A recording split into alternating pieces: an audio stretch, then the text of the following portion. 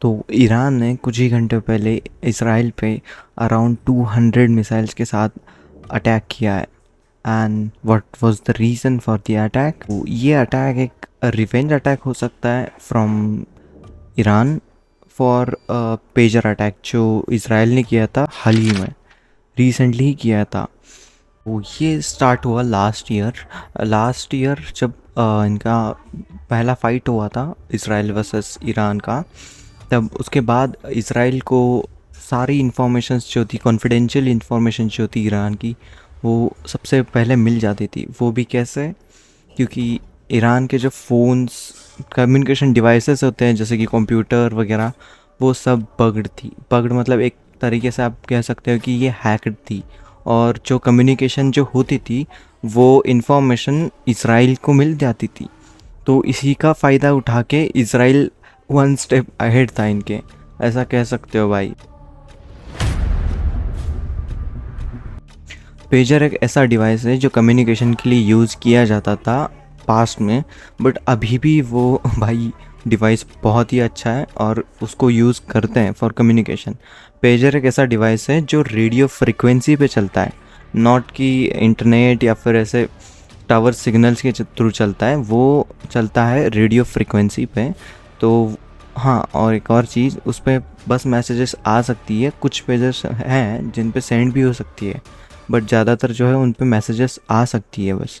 To avoid the compromisation of information, और या फिर कॉन्फिडेंशियल इंफॉर्मेशन कह लो, ये लोग इसी का यूज़ करने लगे फॉर उनके हाई कमांड्स। और ज़्यादातर जो ये होते हैं उनका वो यही यूज़ करने लगे, पेजर्स। आपने इस पेजर को पुष्पा मूवी में भी देखा होगा, तो इसका यूज़ कर रहे थे।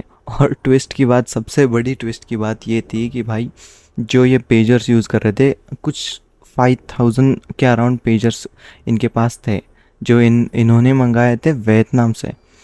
और वियतनाम से भी नहीं मंगाए थे, वियतनाम की कंपनी है जिसका एक और ब्रांच था जो हंगरी में था, हंगरी देश में था, जो कि सपोजिटली इसराइल ने ही खोला था और डिसीव करके इन्होंने ही मैन्युफैक्चर करा था एक्चुअली। वो बस वो कंपनी का नाम यूज़ किया था और इसराइल ही इनको पेजर्स बेच रहा था। और उन पेजर्स में था न्यूक्लियर बॉम्ब। या 17 और 18 सितंबर 2024 को, 24 में, इसी साल पिछले महीने में सितंबर में 17 और 18 को ये सारे पेजर्स ब्लास्ट होने लगे। भाई बहुत सारी जानें गई, अराउंड 42 लोगों की जान गई, इंक्लूडिंग एटलीस्ट 12 सिविलियंस। इनके हाई कमांड तो गए ही गए, और इंक्लूडिंग 12 सिविलियंस भी गए। यह अटैक का तरीका कहीं पे सुनेला लग रहा है ना? अब इतना सब होने के बाद ईरान चुप क्यों रहेगा भाई, लिटरली। और ईरान के जो प्राइम मिनिस्टर है उसको तो इतना ह्यूमिलेटिंग लगा था ये अटैक कि उसने ओपनली कुछ बोला ही नहीं था पेजर अटैक के बारे में। उसने ओपनली कुछ डिस्क्लोज ही नहीं किया। ओके, तो अब तक तो आपको समझ आ ही गया होगा कि मैंने इसको रिवेंज अटैक क्यों बोला। And I am not saying कि ईरान सही था और ये जो भी हुआ रिवेंज अच्छा था। And I am clearly not the one who decides कि कौन सही है और कौन गलत। वॉट मैटर्स कि उन सिविलियंस पे क्या गुजरी होगी या क्या गुजर रही होगी, नॉट ओनली ईरान के सिविलियंस बट इसराइल के भी। एंड क्या गुजर रही होगी एक्चुअल में अभी। इमेजिन आप एक, मतलब घर से बाहर नहीं जा सकते क्योंकि बाहर जो है सेफ़ नहीं है, और अचानक से आपके घर पे ही आके एक बॉम्ब ब्लास्ट हो जाएगा। Just imagine that. एंड उससे, ये तो अच्छा हुआ, उससे भी बहुत बुरा। Just imagine, just because of war आपको नॉर्थ से साउथ जाना पड़ रहा है, और बाद में साउथ से फिर नॉर्थ जाना पड़ रहा है। वो भी खाना मिलेगा, पानी मिलेगा या नहीं, ये कुछ भी पता नहीं है।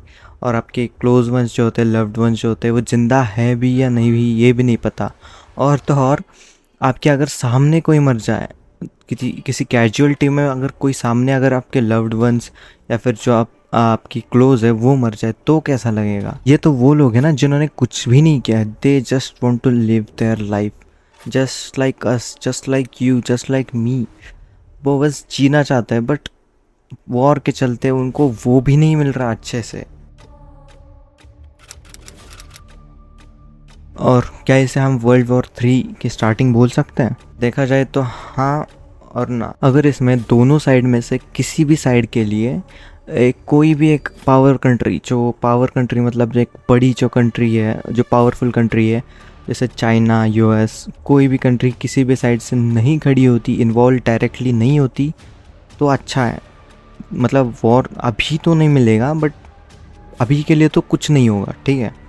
But but but if in any case ये कंट्रीज़ जो है डायरेक्टली इन्वॉल्व होती हैं, तो डेफिनेटली इट्स अ वॉर।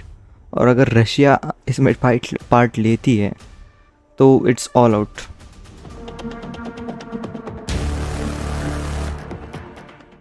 तो इंडिया का रोल क्या होगा वर्ल्ड वॉर 3 में? हमें क्या करना पड़ेगा? हमें कुछ नहीं करना पड़ेगा बेसिकली, क्योंकि most probably India will stay neutral as possible. क्या हमें कुछ फ़र्क नहीं पड़ेगा? नहीं, इंडिया अगर पार्ट लेता भी है और नहीं भी लेता तो भी war is never beneficial to any country, any club, any corporation, any human. War is never beneficial except for few, जो कि हम अगले वीडियो में बात करेंगे। बट एक कोट है ना कि in the mind set of chaos there is always an opportunity. तो हाँ गाइज़, यही था आज की इस वाली वीडियो में।